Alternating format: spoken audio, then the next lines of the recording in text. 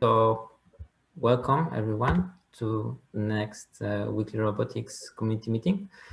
We'll have Victor present Ascento to us, which is a pretty cool robot. I'm really looking forward to it. Just for your information, I will be recording the presentation, and then probably after the presentation we'll do some Q&A. So if you have questions, then please write them in the chat, and then I will read them. And then afterwards, we'll stop the recording, and then we'll start like a conversation or a networking session if anyone is interested. So, Victor, the floor is yours. Yeah, thank you very much for having me here today and for this very nice introduction. Yeah, hello and welcome to my talk about Ascento. My name is Victor Clem and I'm presenting to you here from Zurich. I'm currently doing my master's thesis at ETH Zurich and I'm really happy to be invited today. My talk will cover the project from a technical and engineering viewpoint, as well as the projected future we have in mind with Ascento. I'm affiliated with ETH Zurich and I'm very happy to work at one of the most famous robotics lab of the world, the Autonomous Systems Lab, short ASL, which some of you are probably very familiar with. The leading professor is Professor Dr. Ron Siegwart, and he's handled as one of the top 2 roboticists of the world and often called the father of the drone, or he also co-authored one of the most influential books in robotics called Autonomous Mobile Robots. His lab focuses on autonomous robotics, often in mobile form. At ASL, not only the robots itself are of interest, but also robot intelligence. A large part is dedicated to perceiving and reacting to their environment. On the left, we see an early quadruped robot, which receives a map of its surroundings, which was generated by a scouting drone. To use these robots efficiently for data collection and more, adequate software must be developed as well. ASL recently released MapLab, an open source mapping software which can record and build maps virtually on any robot. But ASL is also known for its many successful student projects, giving student groups in their 3rd year the opportunity to design a robotic system from start to finish. Here are 2 examples. On the left, we see a hexacopter with tiltable rotors, which allow it to move omnidirectionally in space. And on the right, we see a submarine-type robot, which imitates the motion of sepia fins. We, the Ascento team, also started out as such a project in our 3rd year of mechanical and electrical engineering. The initial project lasted 9 months, and the main goal was to rethink how robots move in indoor environments. Typical ground robots move swiftly indoors, but as soon as challenging terrains or an obstacle comes up, things become very hard. Legged systems have proved to work well for such tasks, but with massive compromise in speed and maneuverability. If we compare the different types of ground robots, we see there is a trade-off between movement capabilities and price between wheeled and legged systems. Additionally, wheeled robots are a lot easier to develop, especially for a student project with limited budget. That's exactly why the idea of Ascento has come up. We wanted a small-scale, mobile robot, which is both agile and swift while driving on flat terrain, but is also able to climb over obstacles or even stairs. Here we see the first concept drawings of the system.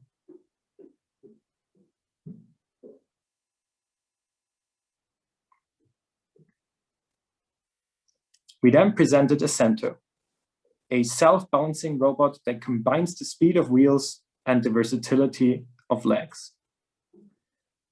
One of the main challenges in indoor environments are stairs, and amongst all possible ways of climbing stairs, we decided to go for the most challenging one, but also the most elegant one, jumping. We that is 4 other students and me who have been working since 3 years on this project. I will now go through the journey of Ascento, explain its features and the technical difficulties we faced during that time. After 9 months of hard work and after conceiving the idea, we had a first prototype ready. It has 2 wheels and legs. This way, it can drive fast on flat terrain, as well as drive on uneven terrain and overcome obstacles, such as steps, by jumping. But how could we design and test several prototypes in just 9 months? The answer is 3D printing. All structural parts are 3D printed, allowing for fast prototyping. We are able to produce and assemble the entire robot in less than 1 week. We also were able to iterate 3 times in less than 9 months. All parts of the final robot are topology optimized, which results in this organic and cool looking design. It allowed us to reduce the overall mass, resulting in a lightweight and compact system. The entire weight is less than 10 kilograms.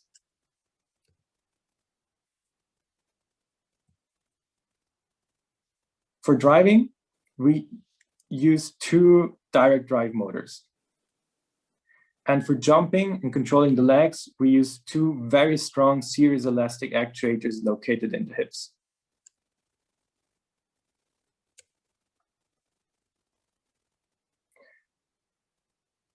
The featured parallel kinematic leg linkage is optimized for perfectly straight jumps. This way, the stabilizing controller for balancing can be decoupled from the jump controller. Further, the leg linkage includes a torsional spring, which is used for gravity compensation. If you're interested in the design of the system, please have a look at our first paper.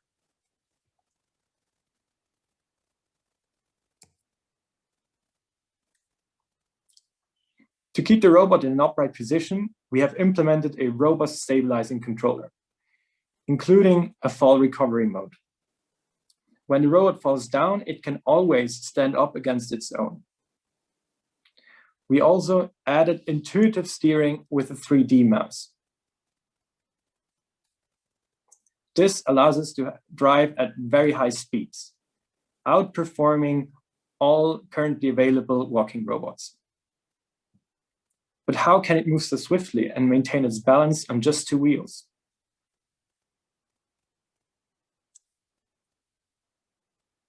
As our robot is a balancing system, it is always unstable. As we humans only have also 2 legs, we face the same challenges as Ascento. We humans tackle this problem in 2 steps. Firstly, using our inner ear, we tell our orientation in space. In the second step, we then move our feet accordingly to prevent falling. Ascento does a similar thing. If it notices that it is falling forwards, with its IMU, it will drive the wheels forward and vice versa. It does this with 400 times a second.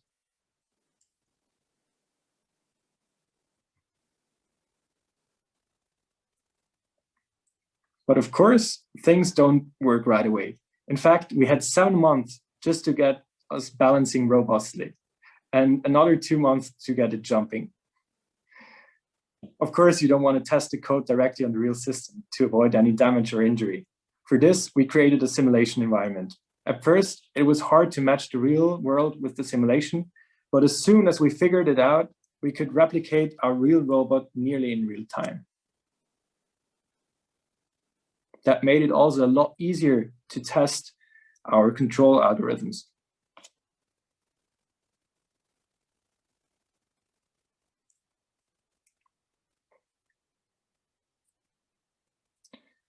But until that worked, we faced the so-called integration hell.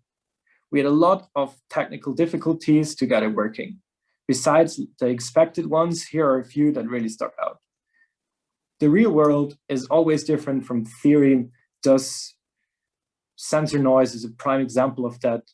And further, we had electrical interference between the motor and sensor cables in the legs, which was really hard to figure out for us at that time. And we had quite some troubles with the motor communication. But once we got all these things worked out, our system was ready to be tested also for jobs.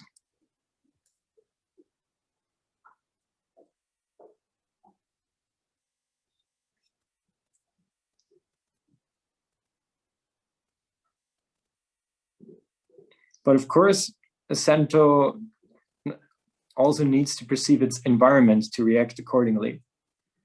Using different cameras, it can map its surroundings and track its location.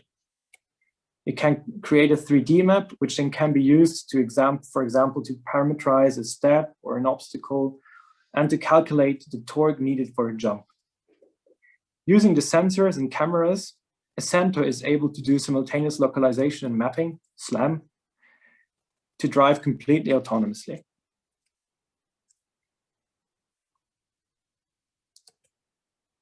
In the second year of the project, we solidified this basis in both software and hardware.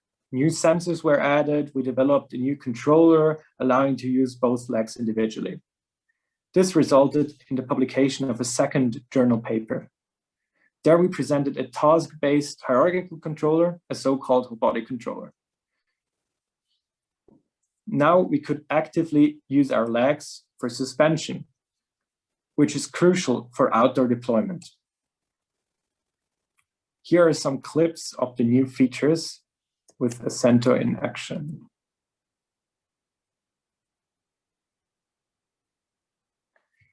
So here it uses the active suspension, is completely unaware what is happening to him. It just moves accordingly to stabilize itself. Next, here we see it curve leaning. It shifts its weight during fast curves to avoid tilting and tipping over. Here we see it react to various inner obstacles. Here it does it all blindly, so it has no clue what is happening and reacts purely reactively.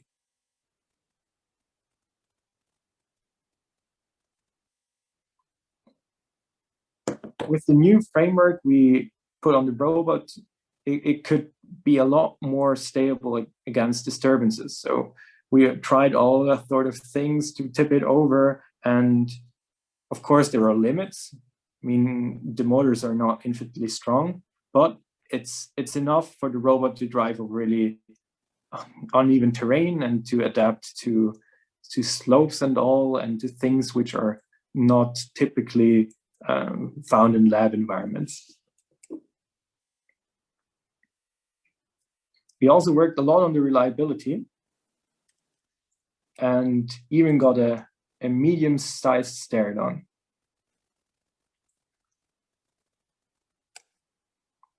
And during the tests at Ascento, always the fun must still be in there.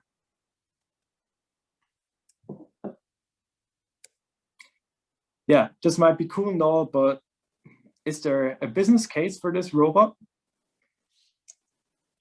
We strongly believe so. That's also why we kept working for now over 3 years on this robot and continued developing it. We think that the small form factor and the high agility of Ascento could be used for industrial inspection or even last mile delivery. Instead, that one person has to walk multiple kilometers and climb up many stairs to take sensor measurements or to distribute mail, a swarm of Ascentos could do the same.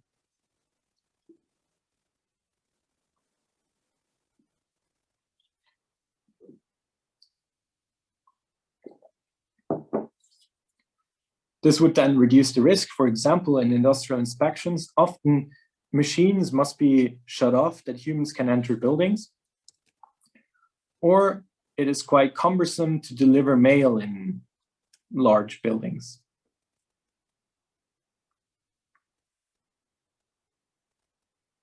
At the same time, we want to keep Ascento as modular and versatile as possible.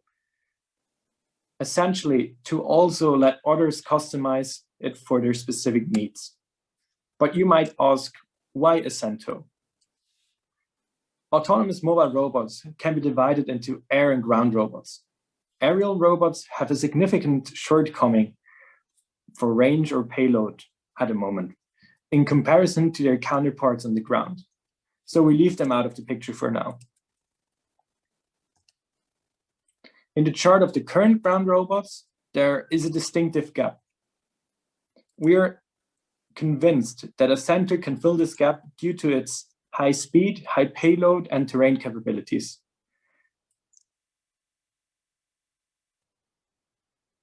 With only 4 motors, it is significantly cheaper than legged robots. Most quadruped have around 12 motors to allow for efficient locomotion. We believe that Ascento combines the best of both worlds. In other words, wheeled and legged robotics into one fast, simple, and versatile system. Now, what are the next steps for Ascento? In this year, we all finish our studies and we want to proceed to build a company around our little robot. We already have some customer tests in Italy planned, and we are excited to see what the future will bring. To give you a little teaser, we will soon show our new prototype, which will be more geared towards real-world use. Made out of metal, it is now harder, better, faster, stronger. So stay tuned. At this point, I would like to thank you for your attention. Robotics is not always easy, so I want to stress that a strong team is necessary. I want to thank my colleagues, Dominic, Ciro, Alessandro, and Lionel. If you're interested about Ascento, please visit our website to find our publications or any news. Now I'm here for all your questions and happy to answer them all. Thanks a lot. Yeah, I feel like you left me hanging there with this teaser. I'll be really looking forward to it. Yeah, I would really love to show some more, but we are currently having a patent application, so we are legally restricted to not show it. Yeah, sure. It's fine. We'll have things to look forward to in the future. So if anyone have questions, can you please type them in the chat, and then I will ask them. So then this gets recorded, and then afterwards we'll switch to the conversation. So we have first question from Loy. Is it possible to equip it with a manipulator? Is that possible with this kind of kinematics? Absolutely. And to be honest, this is one of the planned master thesis next year. It would be really cool to also maybe be able to open doors with this system. I think that's still quite a shortcoming of many robots. We see some quadrupeds doing this now, but I think it would be a great addition, but of course, quite a complexity, especially exerting forces with the balancing system is highly non-trivial.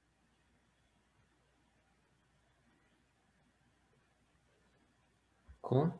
We have another question from Krzysztof. He says, amazing, thanks for the very good presentation. What is the typical operation time on a single battery charge? So it depends a bit what you're doing. Just balancing, it could go for probably 4 hours because it hardly needs any energy. The hip motors don't need any torque practically because the torsional springs compensate everything. And like just for balancing, really small torques are needed in the wheel motors. So practically only the computer draws energy.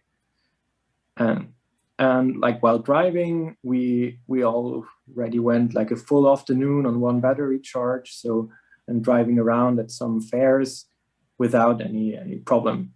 The new system, though, will have 2 batteries, which are hot swappable. So we will extend this at least by a factor of nearly 2.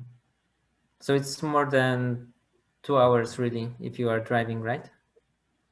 Yeah, more than 2 hours. So I think the 2 hours is around what you expect for quadrupeds right now. So that's quite cool. Another question from Krish. Do you have a virtual robot that we could run and test simulator in Webots? We have not released an official one. Yeah, I mean, we want to go in the direction of a company, so it might not be good to release everything. But there are some guys who did a Mujoko model of it. If this satisfies your needs, I think this one should be available. Another question from Miroslav. What kind of coding environment do you plan to offer to the end customer? So I can already tell that there is ROS on the robot. So we will probably deliver an interface in your favorite ROS compatible language. And do you, in the simulation, looked a bit like Gazebo? Did you use Gazebo for simulation? Yeah. Or okay. Yeah, we used, because until now we are using Gazebo. Yeah, and all the code is written in C++ currently. So probably the first API will be C++ as well. If it's not a secret, did you ended up using some real-time kernel patches for the computer? Yes, but it wasn't crucial. Okay, cool. Another question is from Joshua. At one point you mentioned that you ran into some difficulties getting your simulation environment to match real life. Did you end up writing your own simulation engine? And if not, what did you use? Very good question. So currently it's just fine. We had some difficulties setting up the whole parallel kinematic loop in the simulation, which like in Gazebo, which requires quite some power, especially when you have difficult context situations that everything, like the constraints are not violent too heavily. So it was satisfying with Gazebo. We have then continued to write our own simulator with like MATLAB and C++ to test some specific things, just that we get like full control about the dynamics we use in our controllers. But like to really test our code in the loop, we still rely on Gazebo. And this is more than enough. Cool. Another question from Krzysztof. Do you have already an estimated target cost for such a robot? How does it compare to Spot Mini from Boston Dynamics, for example? We're still really at the beginning. I think I cannot talk numbers yet. Okay. Then Joshua says, I take back the simulation environment question. You answered it. So this one is done. A question from Adrian. Is the main controller running under ROS, or do you have a more real-time control environment running?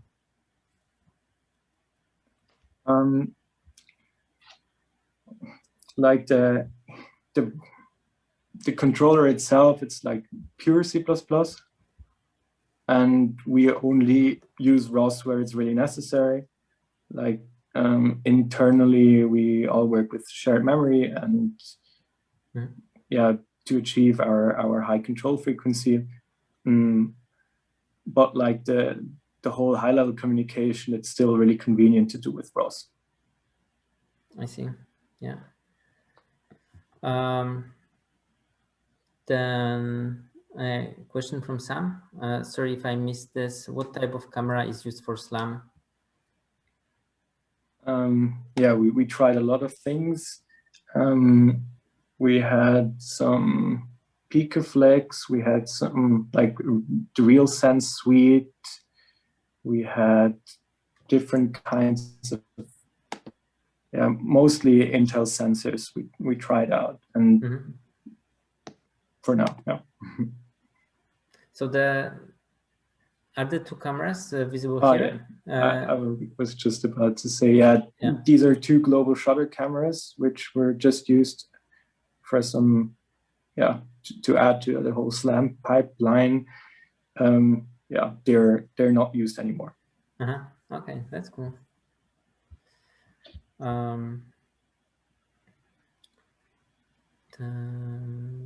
Okay, another question from Adrian. What's the possible payload on the current and newer models? It depends a bit. If you're just not telling him what kind of payload you put on him with the current algorithms, it supports around just 2 kilograms. But like just structurally, we could easily go to 10 kilograms if we change the dynamics of the controller. And the newer one, as I said, is stronger. Stronger, yeah, that's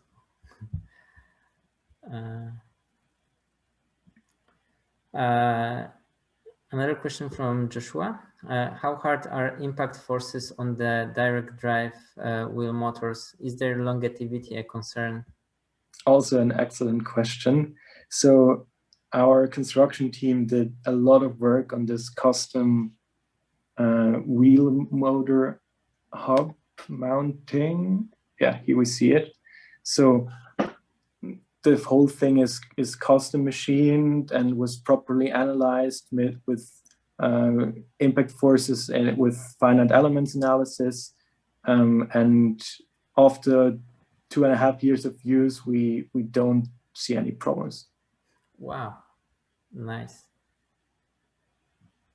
That's cool.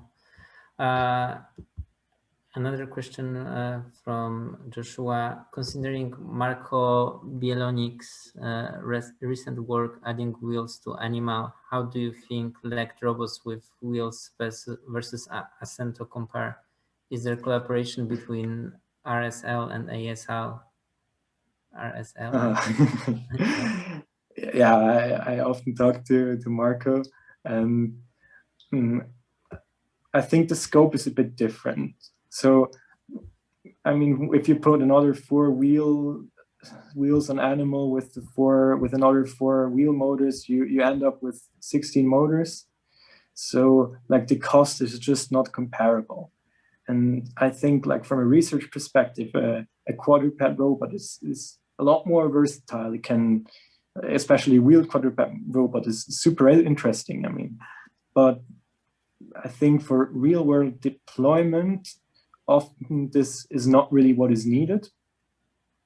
And until like costs come drastically down, I think a 16 motor quadruped is not a viable solution for many companies. Yeah, I agree. Another question from Krzysztof. What has been the biggest challenge so far? So I would say just making everything rigorously work. Like we had the very first prototype, like the one here.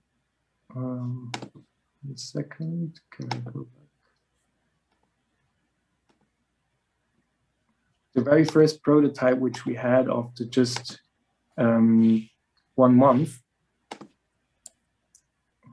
was done with an Arduino, and like just hacking everything together with some motors we found lying around in the lab, and I think this was just a great successful thing in the end. So the one on the left, and we were really happy that we were so fast, and we were saying, yeah, if it goes on with that pace, we will be finished and have our jumping robot and going up like spiral staircases and everything. And then like just to go from such a simple system to one which runs a proper computer on a proper computer with ROS, with good motor communications, with properly tuned, which has sensors which are properly calibrated, which has no problems with all the kind of communication noises. Just to go from there to that, we need another 6 months. And I think this time was especially not rewarding, because we had like another 6 months to achieve the same standings we had after just one. So this was quite hard also, like on the motivation of the team. But after like 7 months, we then had a balancing system which was like instantly 10 times better than the first one. And this was then really relieving to see. And then because we had this solid basis, we could also then have the whole jumping and all in another 2 months. You are actually proving my theory on 80-20 rule for robotics development. That's cool. Okay, I think we have a last question from Krish. I am aware that water is not involved in an indoor setup, but can it run inside water? I will say that the current prototype, no. Okay, interesting. I would definitely look forward to the new one, and I think once you have it out, yeah, we'll feature it in Weekly Robotics. Let me check. I don't have another questions that weren't already answered, so I think that's it. Yeah, thank you very much for the great questions. It was a pleasure to answer them all. I think one more came in. Oh yeah. From Cesar. Hi, I would consider pick and place variant with payload under the body instead of top. Grippers can be minimal since it can kneel, click and release packages from to floor. Very nice idea. It is on our list. So like the cranes you see on like big harbors, maybe this would be a simpler variant for pick and place. That's a good idea.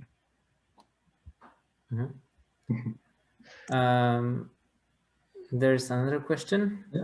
Do you have a Discord community of Ascento for Q&As? No, maybe we should start that, but you can always write us at ascento@ethz.ch. Yeah, we'll reply to you quickly. Yeah. Okay. I think we can end this official Q&A here, and then we'll unmute we'll allow everybody to unmute themselves, and then we can continue with the question more face-to-face if you still have time. Yeah, sure.